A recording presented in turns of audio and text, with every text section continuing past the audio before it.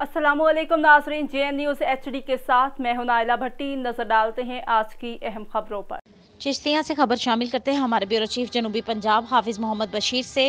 चिश्तिया के नवाही गांव 42 फतेह में हजरत पीर गौस पाक अब्दुल कादिर जिलानी 11वीं शरीफ का सालाना उर्स मुबारक की तकरीबात का आगाज़ हो गया। उर्स मुबारक में अकीदतमंदों और मुरीदैन की कसीर तादाद ने शिरकत की।